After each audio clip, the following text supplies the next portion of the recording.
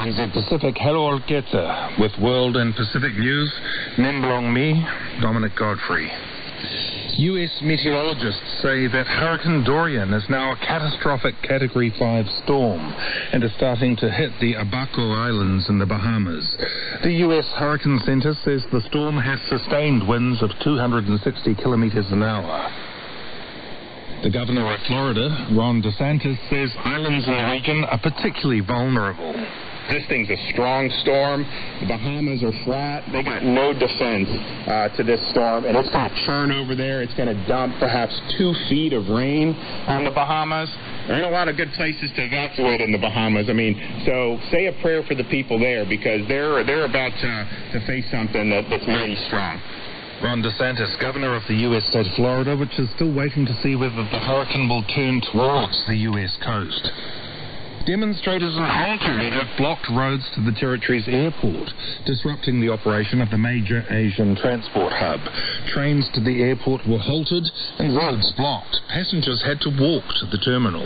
Most flights operated as normal, but delays were reported, though these travellers said they were not worried. I think protesters have the right to protest what they want to, as long as it's peaceful and civil and doesn't impact on anybody else's rights. I have friends and family here, and I heard that it was still okay to visit. I was more interested, I think, than scared of coming to visit the city. I've come to the station 6 hours early just to make sure I get my flight. I'm not too worried about the situation. Passengers at Hong Kong Airport. The EU's chief Brexit negotiator, Michel Barnier, says Britain has come to what he called a moment of truth about how it will leave the bloc. The British Prime Minister Boris Johnson says it will do so with or without a deal on October the 31st. The shadow Brexit secretary, Keir Starmer, says that plans for emergency legislation will be put forward this week to block a no-deal Brexit. Pacific News now. Indonesian police have arrested dozens of people in the easternmost region of Papua following protests last week in which buildings were set ablaze. A spokesperson says 28 people have been arrested in Jayapura and more face investigation. In Indonesia's capital, Jakarta, a legal aid lawyer says police have charged 2 students with treasonous intent against the unity of the nation. A legal aid group says the police have also arrested several other Papuan students and an activist in Jakarta. The appeal court in French Polynesia will in September hear a request to free a businessman who was jailed for 4 years last week. According to Tahiti Infos, the court will reconsider the case of Thierry Badian, who was imprisoned for paying a woman to get access to minors for sex. The child prostitutes were being supplied by a former teacher, Sabine Brahan, who was jailed for 7 years for running a racket with girls being given methamphetamine. Barbion's appeal is scheduled for 19 September, while the entire case will be heard in the appeal court in January. A total of 10 people were given jail terms, and 4 of them have been entered into the sex offenders registry. The president of the court likened the offending to modern-day slavery and gave harsher sentences than requested by the prosecution. The defense lawyer François Kianqui told Tahiti Infos that the wrongdoing was not proven. An investigation into the Vanuatu National Provident Fund has not revealed any information regarding allegations the General Manager has received inappropriate payments. General Manager Parmod Achari is accused of receiving commission on the fund's properties it sells and of hiring managers from his home country, Fiji. Mr. Achari told the Vanuatu Daily Post a raid carried out by the Commission was orchestrated by managers who fear his reform efforts. Mr. Achari says non-performing and long-standing managers were worried that a plan to reduce the 13 managerial positions to 4 would threaten their jobs. He says the fund is far too small to have such a high number of managers. Mr. Achari, who has 30 years of fund management experience, says the operation of the fund makes sure that every member benefits. A climate spokesperson in Kiribati says damage from Saturday morning's king tide was eased by calm weather. Kiribati's Climate Action Network's Belenesia Olofa says she's thankful that there was no wind or storm surge to drive it over sea walls and into properties. She says people in Taurua and other islands had been working all week to build up sea walls in preparation for the inundation. However, Ms. Olofa says not everyone could afford new cement to protect their properties.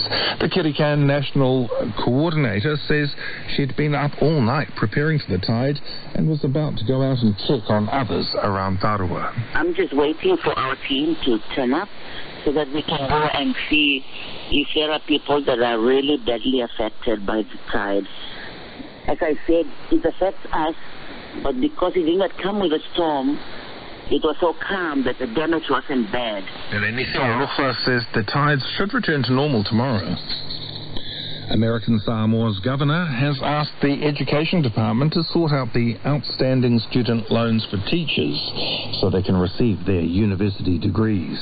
Education officials have told Lolo Matarasi Molinga outstanding student debt was barring some teachers from receiving the degrees they'd earned, which impacts on the salaries that can be paid. Lolo suggested officials look at deductions from teachers' salaries to cover debts to off-island universities. A New Zealand team has come sixth in the distance race at the world's largest outrigger canoe competition. The Queen Liliuokalani canoe race in Kona, Hawaii, attracts around 2,500 paddlers from around the world for 5 days of racing. The University of Hawaii's entry into yesterday's 29-kilometre long distance challenge faced challenging conditions on the water. However, the team's manager, T.Y. Wilson, says the 3 men and 3 women were in peak readiness ahead of the final paddle. Speaking before the race, he said there was one aspect they couldn't train for. Coming from New Zealand winter, where it's obviously pretty chilly, over to this, where it's sort of low 30s, not a cloud in the sky, and not much breeze either. That will certainly be tough for them. Team manager T.Y. Wilson. The Queen Liliuokalani canoe races are named in honour of Hawaii's last monarch. And that's the latest Pacific and world news from RNZ Pacific. Now for the latest in sport, Talofa Viniwaili. Thank you, Dominic. The All Blacks prop Atu Moli concedes it'll be an emotional occasion for him and his family if he gets picked to play against Tonga in Hamilton this weekend. The 24-year-old of Tongan descent overcame a potentially career-ending leg injury that forced him to miss last year's Super Rugby season. And he recently beat out veteran prop Owen Franks to make the All Blacks World Cup squad. New Zealand face Ikaletahi in their final World Cup warm-up clash on Saturday before Japan, and Moli says it will be a special experience, though his wallet will be a little lighter after the match. It'll be awesome. I've got a few cousins and a few mates on the other side, on the Tongan team, so it'll be cool to come up against them, and then I just know the Red Sea will be there. My family's really texting me now. I'm like, I don't even know if I'm playing. So Dad will invite the whole church in. And I think all my pay's going to go on ticket. Let's see, All Blacks Tongan prop Atu Moli. Tonga will announce their Rugby World Cup squad in Hamilton later this morning, with their coach Toto Kefu needing to drop 2 players from his current 33-man squad. Still with the oval ball, and Papua New Guinea have won the Oceania Rugby Cup at the weekend after beating Solomon Islands 15-13 in their final round title decider in Port Moresby. The Pukpuks completed a clean sweep of their 3 matches to regain the title they last won in 2015. Niue finished second overall after thumping Nauru 89 points to 0. The Papua New Guinea Hunters Rugby League team ended a miserable season on a winning note as they pipped the South's Logan Magpies 25-24 yesterday in their final match of the Intrust Super Cup season. The result snapped an 8-game winless run and ensured inaugural coach Michael Marum ended his 6-year reign in charge on a positive note. Both teams scored 5 tries apiece at Davies Park, and the scores were locked at 24 apiece with 2 minutes remaining. Veteran playmaker Ase Boas had a field goal attempt charged down by the Magpies' defence, but was given a second bite at the cherry from the resulting repeat set and made no mistake slotting the ball through the uprights. The Port Moresby-based club had a tough season though, winning just 4 of their 23 games and struggled following the departure of a number of key players in the off-season. Coach Michael Marum announced in July he would step down at the end of the campaign. The former Commonwealth International will move into a new role with PNG Rugby League and will also stay in charge of the national side until the 2021 World Cup. And in Formula One, Ferrari driver Charles Leclerc has beaten Mercedes' Lewis Hamilton and Valtteri Bottas to claim his first Formula One victory at the Belgian Grand Prix. Despite coming second, Hamilton still extended his lead in the overall Drivers' Championship over his Mercedes teammate Bottas. And that's your latest in sports news here on RNZ Pacific.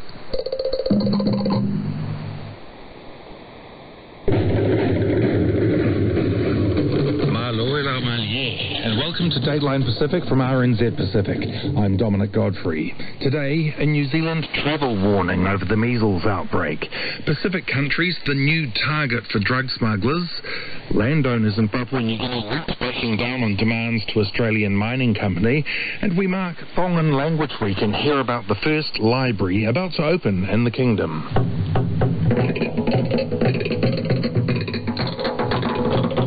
Pacific travellers to and from Auckland are being warned to vaccinate against measles at least 2 weeks ahead of time to prevent the viral illness spreading to the region. New Zealand's Director of Public Health, Caroline McElnay, says a lot of people have close ties with the Pacific region, and with school holidays looming in New Zealand, many plan to travel. Kenny Meyer reports. There were over 750 confirmed cases of measles in the Auckland outbreak as of Friday. Caroline McElnay says with a substantial number of measles cases in Auckland, the Ministry of Health is keen to limit the outbreak. People who may not be aware that they've got measles but are in the early stages of infection, as those people travel overseas, and that includes the Pacific. I mean, there's a lot of people from Auckland who travel to the Pacific. There's a real chance that they may infect others when they're in the Pacific. Dr McElnay says the ministry is recommending immunising children from the age of 12 months. Meanwhile, Auckland authorities have been notified of a case of measles in a New Zealand passenger travelling from Samoa to Auckland. The person did not know they had measles at the time, and those in contact with the case should be vigilant for symptoms of the highly infectious disease. The person departed Samoa on Air New Zealand flight NZ997 at 9:35 p.m. on the 19th of August and landed in Auckland in the early hours of the 20th of August. The passenger was isolated shortly after arriving back in Auckland. Auckland Regional Public Health says anyone who was on the flight or airports at that time should watch out for measles symptoms, including fever, coughing and a rash. The health authority issued a statement. The case lives in New Zealand and was visiting Samoa. The person would have been infected with measles prior to arriving in Samoa, but was not infectious on the Auckland to Samoa flight, so our concern refers only to the Samoa-Auckland flight. The New Zealand Ministry of Health has notified local public health authorities in Samoa of the case. Our correspondent in Apia, Aotangawai Te Pia Aotangawai, says measles is not in Samoa yet. There are no cases of measles in the country right now. The vaccination program, since after the death of the 2 babies, it's back to normal now. The Ministry of Health is now very cautious and now following every step to make sure the safety of all babies from the vaccination. He says public awareness of the Auckland measles outbreak is low, but he expects Samoa's health authorities to act soon. The World Health Organization's Pacific Health Security and Communicable Diseases Coordinator is Dr. Angelo Marianos Nsuva. She says the travel warning is not a ban, but rather a reminder. To anybody that's travelling to Auckland, and indeed any area that is experiencing a measles outbreak, that they should be fully aware of their immune status against measles, and if they're in an eligible age group and have no medical contraindications to vaccination, that they are vaccinated, ensuring that they've had 2 doses of measles-containing vaccine. Dr. Marianos says the last outbreak of measles in the Pacific Islands was in 2014. We've been fortunate because of the efforts made by all Pacific countries and areas to achieve and sustain very strong immunisation programs.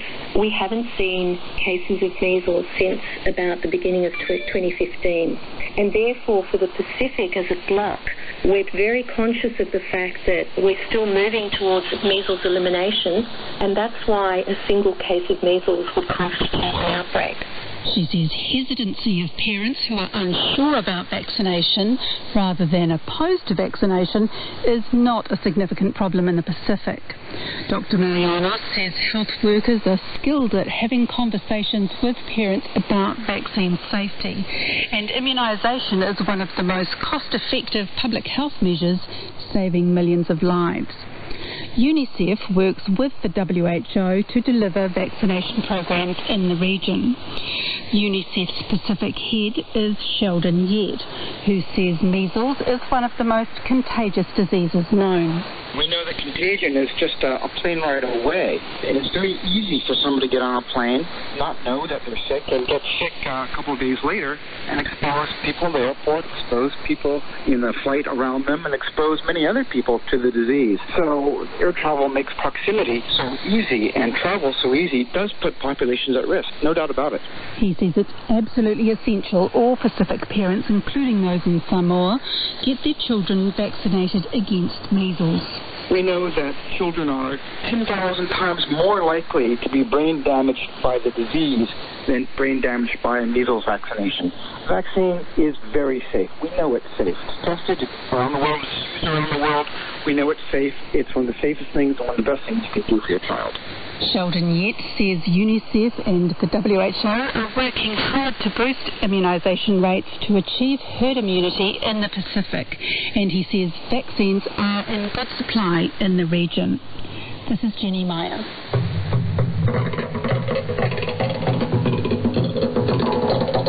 The Executive Director of the Pacific Islands Chiefs of Police Organisation says countries in the region used for transiting methamphetamine to Australia and New Zealand are now becoming destination targets themselves. Carl McLennan, also a superintendent in the New Zealand Police, says smugglers use drug-dependent Pacific people as cheap workers in their illicit enterprises. The region's police chiefs met in American Samoa last month with a focus on reducing drug harm in Pacific communities. I spoke with Mr. McLennan and asked him how big a problem it is for Pacific Island countries and territories. I think what I'd reflect on is we had one of our speakers from the United Nations Office on Drugs and Crime during the conference. One of his lines was, any transit country doesn't remain a transit country. And I think that's what we're starting to see throughout the Pacific now is a move from the Pacific not only being a point of transit for the movement of drugs, but we're seeing it now become a destination for drugs. And we're seeing that, and you've mentioned American Samoa, but you'll also be aware, of course, of issues in places like Tonga as well, with the growth in the use of methamphetamine within communities. So methamphetamine, particularly the origin country, I don't know whether now, but in the past it has been China to market destinations in New Zealand and Australia. As you say, these transit points become markets in themselves. Fiji, Tonga, Samoa, American Samoa are starting to feel it quite badly. Where else is that threat? I think probably the thing I will say is we're not seeing it right throughout the Pacific. This conference was an opportunity for countries other than those ones you've mentioned to hear about how a drug like methamphetamine is impacting them, so that they can start to think about how they might prevent the drug from appearing in their communities. And, you know, it's obviously not the only drug that transits through the region. We are aware of cocaine transiting through the region as well. Fortunately, I don't think we're seeing it in communities as much as we are seeing a growth in the use of methamphetamine, but it's not the only drug within the Pacific. Those drugs, the cocaines of this world, are transit points for them, usually more French Polynesia and Eastern Pacific, I would imagine, coming from South America to those markets in Australia and New Zealand, though. Yeah, that would be right. We do tend to see it more in the southeastern part of the Pacific. Cheap, poor man's cocaine, though, is methamphetamine. Is it a case of the local transit points becoming markets and setting up an addicted user base to help them as part of that workforce? I think that's probably a good assessment of it. We've seen that in places like New Zealand and Australia as well, where if you can get members of the community addicted to a level, you have a market that becomes a thriving market. And I think that's what we're starting to see in places in the Pacific, which is where the importance of looking at not just targeting the supply, but looking at demand reduction, you know, so trying to ensure that users are provided opportunity to be treated. And I think that's an area the police commissioners, when they met in American Samoa, are keen to see what more they can do with other agencies, other health agencies throughout the Pacific, to see how they might address the issue of the users.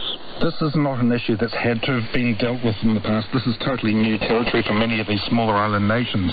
In American Samoa last week, I spoke with a member of the whānau, an elected member, Representative Andrew Samoa, who represented the fact that they don't have the means or expertise on island to deal with a problem like this. How can they get the help they need? There are currently a range of governments and other agencies that are able to provide that sort of help. I think the key thing is ensuring that those agencies and governments are aware of the needs of a place like American Samoa, and that help can be provided and targeted in the right way. And that's really the key part of the conference we held last week, was to make commissioners like the Commissioner in American Samoa aware of what assistance is available, and to be able to then connect the Commissioner with those relevant agencies and organisations that can assist. And that's not just in the space of targeting the supply, but also in the space of demand reduction and looking at things like whether they have the right legislative tools to address the issue. The Executive Director of the Pacific Islands Chiefs of Police, Carl McLennan.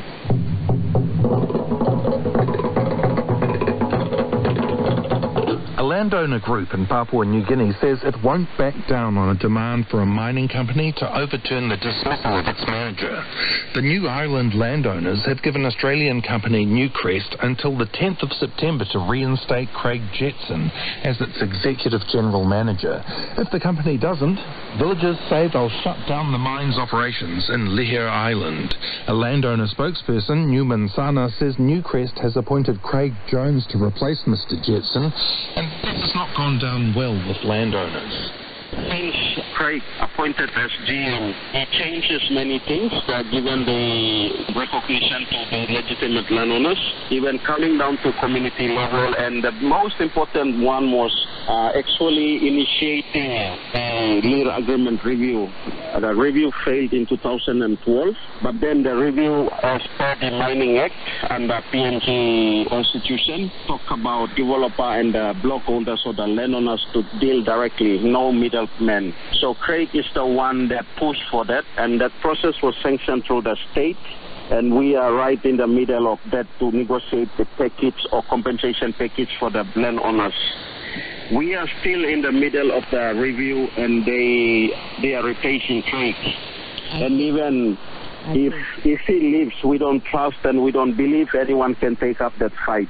Even he has challenged our own governor, the mining minister. If this is politically motivated, then the landowners' politics will come into. And we are not going to stop fighting until we make that change. What is involved in the compensation package that is at the center of this dispute? In previous review, 1995 agreement reviewed in 2007, and this one in 2012, and they spent $25 million to do the review and failed in 2012. This current review now, the level of impact that we did not realize in the last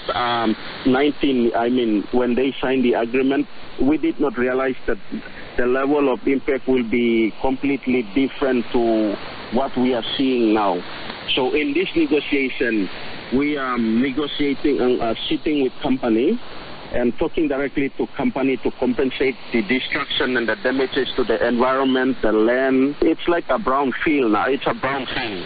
So it depends on what leader is on company side that we can work with the community. And we believe Jetson is the person that Craig is the one that initiated this, and he understands the community. Bringing someone in, it's like repeating the 20 years again. And we are saying that if Craig goes, if these things not work, it's not going to work out, we're going to shut down the mine. How much are the landowners seeking from the mining company? Thank you. I think that's a very important question that you are asking. We actually haven't come up with a figure, but currently the way we approach this review is each tenement, they have their own issues, list of issues, but as things are going, all the groups gonna come together and we're gonna demand a lump sum. But we feel that we are not gonna do that unless Craig remains, and we're gonna come up with something. It's about win-win. Newman Sana is a spokesperson for the Lihir landowners in Papua New Guinea.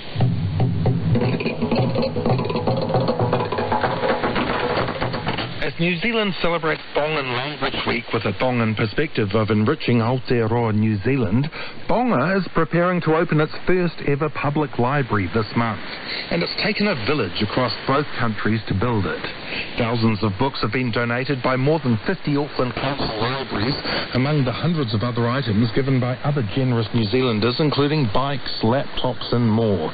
It's the brainchild of South Auckland couple Kahua and Benny Corbett. Indira Stewart visited them as they packed up a shipment of donated goods on its way to the town of Korovai, where the library is located. Kahua Corbett is packing up items in a container to be shipped to Tonga. The library trolley is wrapped in sealed plastic, stacked on top of hundreds of books which have been categorised in cardboard boxes. It's only one of the shipments of the thousands of items that she has sent to Tonga since last year. My husband always say to actually make sure that they go in like non-fiction, fiction, children books. Easier for us to do the shelving. 18 months ago, Kahua and her husband Brendan visited her hometown Korovai in Tonga. The village had suffered some of the worst impacts of Cyclone Gita just weeks before they arrived. I looked at the schools, it was just nothing left. I said, well, we have to do something about this. There was no book. The couple helped in the clean-up and restoration of the cyclone-ravaged village, and over time, Kahua noticed an abandoned community whare, which sparked an idea. The fence was totally ripped, the pigs were everywhere. So I just went straight to the town officer and I asked him, hey, what are you doing with the house? Would I be able to start up a library in there? Fast forward 18 months, and that idea is about to become a reality. While it may be a surprise for some that Tonga has never had a public library before, the little South Pacific kingdom is full of avid readers and has a 99% literacy rate. Kahua and Brendan say apart from what the kids learn in school, the rest of the island is limited to reading only the Bible, with very little access to any other literature. The first thing I did, I looked and I called and I wanted to speak to the manager of the Auckland Library because I said that I needed some books. I really want to start up a library. All of a sudden, the emails, the phone calls arrived and it was just amazing. Kahua got books here, Kahua everywhere. 52 council libraries around Auckland have donated thousands of books since that call, but that's not all that came through. Sky TV donated 30 laptops, New Zealand bike company Onzo donated dozens of bikes, Bunnings Warehouse gave paints for the renovations, and even Brendan's students pitched in to help. The books were pouring, but we had no shelves. So I was a tech teacher at Southern Cross up the road here, so we needed a project for these kids. So I said, well, we'll fund it, we'll buy all the materials, and we'll get the kids to build all these shelves. We built shelves after shelves after shelves and packed them all down. And loaded them into a container that was going up. To top off all the free donations, CFR Line Shipping Company offered to ship everything to Tonga at no cost. And when the containers arrived at the port in Nuku'alofa, Tonga's capital, all the locals pitched in to help. We had the kids trained up with a laptop and a scanner trying to load everything in. The kids were loving it. When we got there, the fence was all fixed up. And what else did they did the paper and the toiletti and ato. That's the kitchen, toilet and the roof, as Brendan explains. He's European but speaks fluently in Tongan as he shares their story. Every time we go there, people just tune it. They all came, they all helped. They were like hammering away, and the kids from the village helped. He instructed them, got the paintbrushes. Oh, yeah, no, as soon as they saw all those power tools, they just flocked in. It was like bees to a honeypot. And it only took a couple of minutes to show. And we got one finished as an example, and they go, yeah, iloa ben iloa, yeah, my man now where, and they just went to town and just built, like, there's about 7 of these things all the same, and they just knocked them all together. They were like a bunch of contractors. They were so fantastic, screwing all these shelves together, and then they wanted to paint them, but the shelves all got painted, they got built and painted, and they're all perfect. It was hilarious, really, but once we opened up all the boxes, start shelving, they were, dinosaurs, very distracted. They started to read, and they were like, and they kept coming, and I think the parents were looking to them. They were still at the libraries and made... Kahoa says some village adults were suspicious about the library at first because they didn't know what it was and didn't see any point in it. But over time, even they began taking an interest in the books too. There's a women's group, a mother's group. They tune up with their little pets. It's a bit scary. The kids just get wandering around and the mothers get all absorbed in these books, so they're pulling it. Others even made a detour to the library on their way to church choir practice. They stopping by, they were like looking at the library. The cooking books are everywhere. Collectors and a couple of them just standing there flicking the pages. Some of the elders had moved back to Tonga to retire after living overseas for many years. Brendan says they were rapt to see a library in the kingdom for the first time. One of the old uncles would come in every day, Siora, and then he goes, Ben, he says, you got any John Grisham crime books? And so we started hunting through because it wasn't quite catalogued then. So every time I came across a John Grisham or we were unloading books, I put it aside for Siola. The next day he comes back. You got any more? I finished that one. He says, I was here the other day and I saw something called mixing cocktails. So he says, I want to have a go at mixing some cocktails. This is in the middle of a village in the way at the most remote end of Tonga, As the library prepares for its official opening on October 11th, Kahoa showed me photos of the framed pictures she had put up around the walls inside. They're pictures of Tongans around the world who have graduated with doctorates. On the stands are biographies of Tongan legends, Jonah Lomu and Valerie Adams. Kahoa says she hopes the library inspires the village locals, and especially the kids, to dream big. I feel really happy to see the reaction from the community, understanding why it's important to have books. It's opened up to another world. It's been a tough road and it's been hard work, but now we're nearly there and I'm happy that we've done something to the community. This is Indira Stewart. Malo Alpito Indira. And that's the latest edition of Dateline from RNZ Pacific. Thanks for listening. Ko Dominic Godfrey, Hoko Hingoa. Tua Alpha Aku.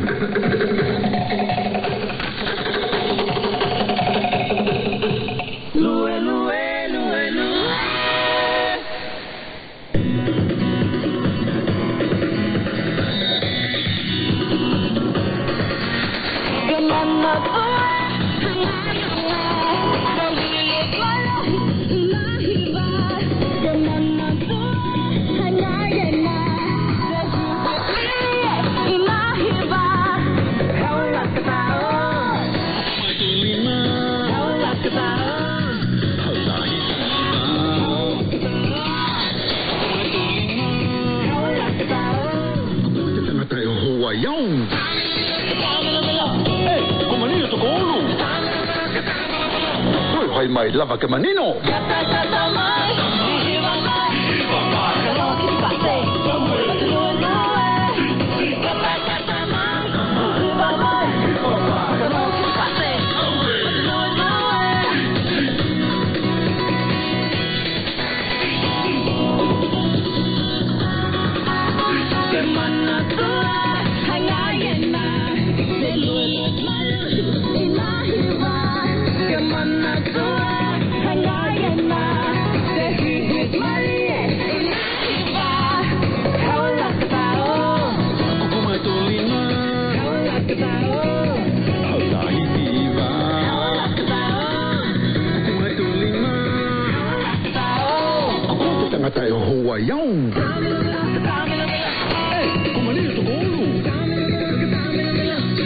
Mai lava ke manino.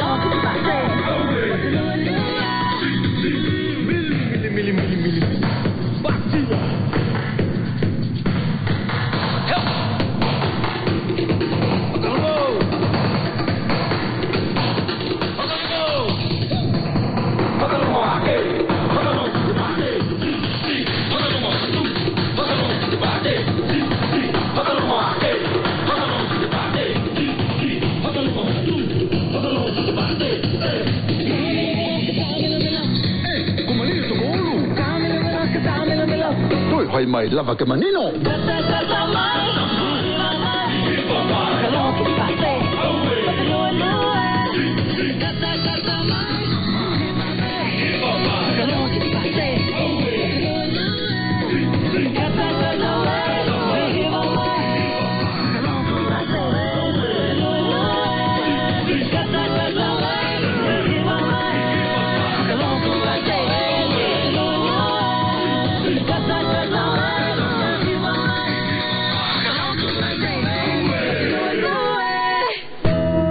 Crash. I'm Kirsten Johnstone. I've got Tony, Stamp and Waveney Russ in the studio with me, both back from stints in Europe. Welcome back. Thank you very much, Kirsten. Waveney, we're going to start with your choice.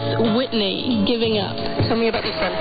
So this song is the lead single off of their second album, Forever Turned Around, which is out next Friday. But yeah, this is a nice, sunny, easygoing track with melancholic lyrics. It kind of laces in quite a dainty, folksy piano sound too, so let's have a wee listen.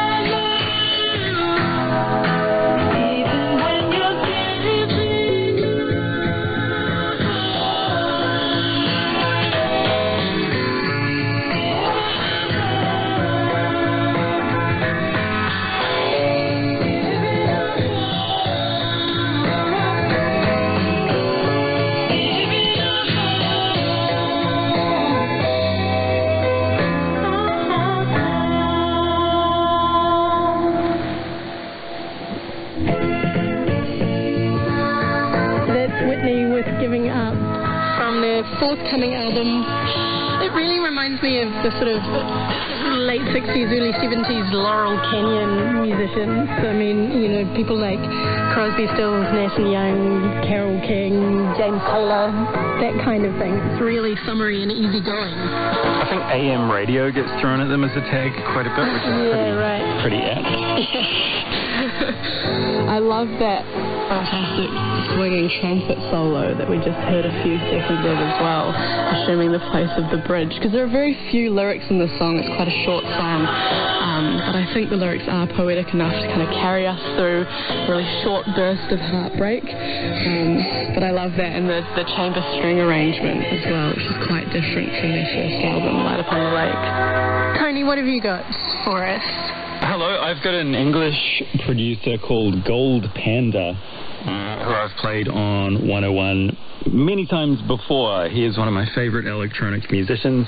Totally different from Panda Bear. Completely different. They just share a species. So he's released 3 albums. There was Lucky Shiner, Half of Where You Live, and Good Luck and Do Your Best, which are all fantastic records, and I highly recommend you checking them out. He just makes texturally beautiful dance music that is right up my alley. Fortet is a really good comparison. He also, I guess it's something of a novelty because he just uses one piece of gear, which is an Akai MPC sampler.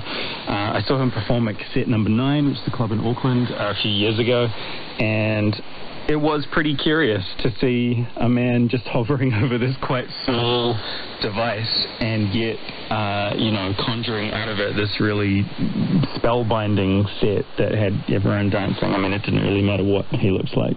Fantastic for a touring musician to be so portable, though. That's a good point, yeah. no excess baggage. Yeah, this would literally be carry-on. So he's just released a new song. It's called Transactional Relationship, which is an incredibly cynical title the more you think about it. I have no idea what it's alluding to. Presumably it's the first salvo from an upcoming fourth record, and he's been really gracious in that he has credited the song that he's sampled on this track, which is a really gorgeous song from an Irish musician called Hilary Woods called Sever. I recommend checking that out as well. I say it's gracious because I doubt Hilary Woods herself could listen to the song and realize that it was her that had been sampled. Like, he's manipulated it so extensively, you know, chopped it up, pitched it down, changed the timing.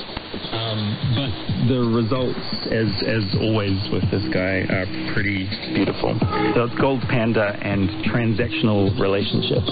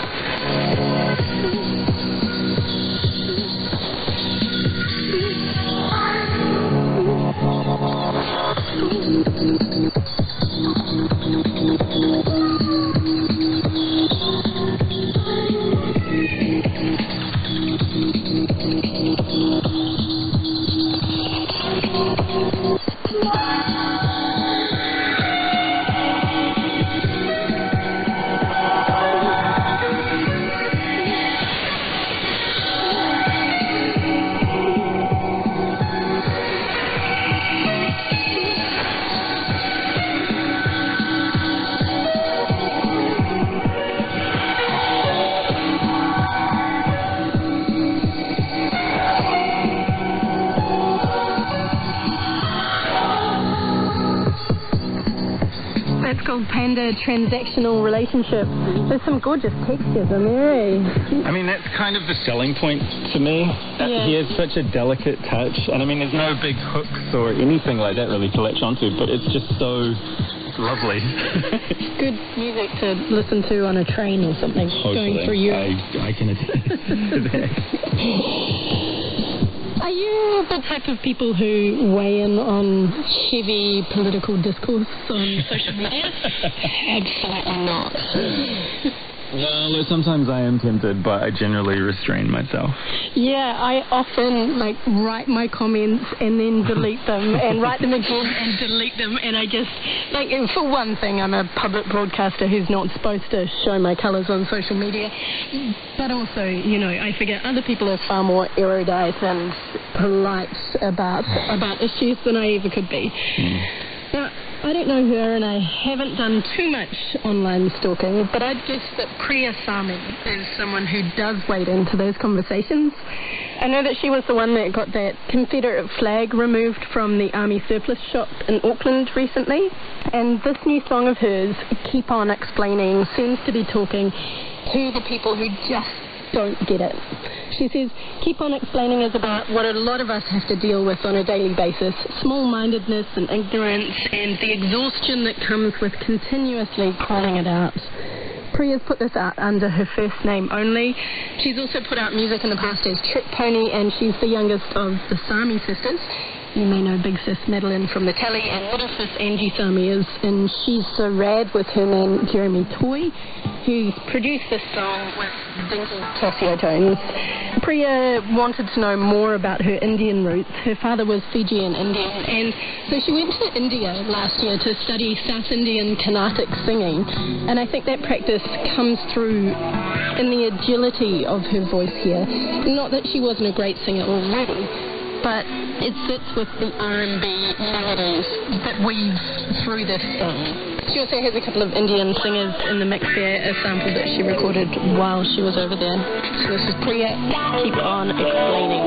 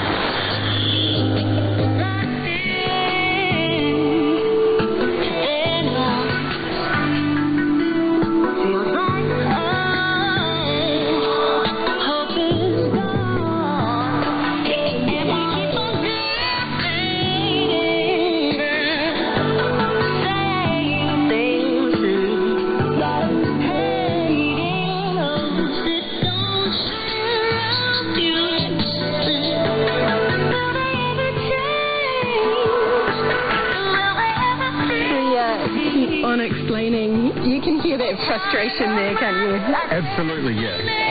It's a very relatable sentiment. Yeah. I assume she's got an album coming later in the year. If it's anything like this track, I'm really looking forward to it. Waveney, you've got another local on the lineup, Hardy Unclear. Hardy Unclear, yes, with their new standalone single, Julius Caesar. Hardy Unclear, of course, originally from South Dunedin, but now half the band live in Auckland and half are still down south. The lead vocalist, Michael Castro, is an excellent wordsmith. That's what drew me to the band in the first place. And all of their music leans quite heavily on his quite elongated guttural vowel sounds, this beautiful thick Kiwi accent that he sings all of the music in. Their previous albums, Invisible Lines, was released in 2018, and Bacterium, Look at Your Motor Go from 2014. They weave quite intricate narratives together of a particularly Kiwi experience. It feels quite self-deprecating, but ultimately transforms into quite a philosophical musing by the end of it. Yeah, this band just get better and better as they go along. Like, his stories just get more and more involved. Yes, yeah, I agree. But that's what makes Julius Caesar stand out, because a lot of their previous music is based on personal experience. But this new single is a little more abstract. It doesn't seem to have anything to do with Michael himself or any of his personal lived experiences. I really like this song because he compares all of the humans living now to the oxygen particles that Julius Caesar might have been breathing back in his day, lording over the Roman Empire. And I quite like that connection between humans through time, which Michael has brought up in other songs previously. But this one is definitely based on an experience outside of his own. I also really like the line, "We were infinite density together." It evokes quite a nostalgic association for me. And what's really interesting about this song is that it was produced by Sylvia Massey, who's a US producer. She's produced with Johnny Cash, Tom Petty, and Tool as well. Yeah, you're right. And she's known for quite eccentric recording techniques, I would say. And on this song in particular, a few of the techniques that she used included plugging a guitar into a block of cheese, a block of Gouda in particular, and ran another guitar signal through a light bulb as well. So an interesting band, an interesting recording technique as well. Have a listen to Julius Caesar by Hardy Unclear.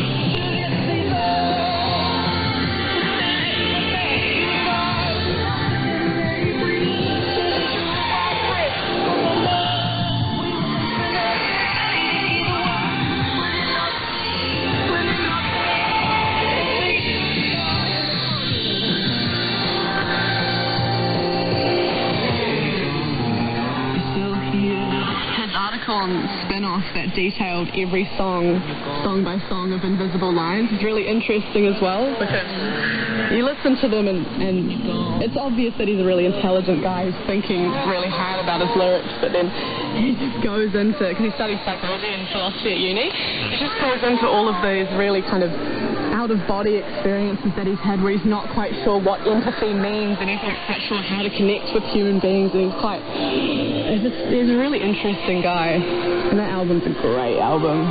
Yeah, I mean, you know, the fact that he takes inspiration from all these disparate things that he's studying makes his stories really interesting. Yeah, I love the connections to geography and geology as well. But just bringing that human connection back to those things, you know, those scientific phenomenon, whatever it is, you know, particles. Julius Caesar by far the unclear. Okay, I've got a woman named Marika Heckman next. She's a London musician whose third album, Any Human Friend, is a sexy romp through infidelity, lesbian sex, and masturbation. It was written in the wake of a breakup, and Heckman's ex has written her own album, and Babane puts out music as Japanese half. This album is explicit, it's funny, it's acidic and emotional, but probably don't play it with your small children around. The cover itself is enough to make some blush. It's of her naked except for woolly socks and white fronts, with a baby black and white pig just covering her breasts. Is that a nod to Tori Amos? I don't know. What did Tori Amos do? But isn't there a cover of one of her albums where she's breastfeeding? It's a nod to an artist, and I'm desperately trying to find the name on my phone right now, but she does photographs of women just after they've given birth. They're maternity photographs, usually wearing like maternity diapers, always very explicit, lots of blood, nothing gets edited out. But in a press release from Hardly Art, she explicitly said that it was a nod to that artist. That makes sense, actually, because like Marika Heckman has no filter on these songs. She has some fantastic one-liners, particularly in the song Hand Solo. Lines like, I gave it all, but under patriarchal law, I'm going to die a virgin. Spot on. Her songs sort of range between lo-fi folk and searing synth pop. The first track is actually one that was left over from the last album that she just recorded into, like, literally Apple earbuds. But then she rips into the second song on the album, The One, which is the one that I'm going to play you, which really sets the tone musically for what follows. She said that she wrote it after feeling frustrated about her career. She said, I've been doing this a long time and sometimes I wish I was bigger, which makes this song even more ironic and hilarious. It's full of swearing, which I'll mute for the radio. But if you want full cussing, download this podcast from iTunes or find our Spotify playlist, search Song Crush. This is Marika Heckman with The One.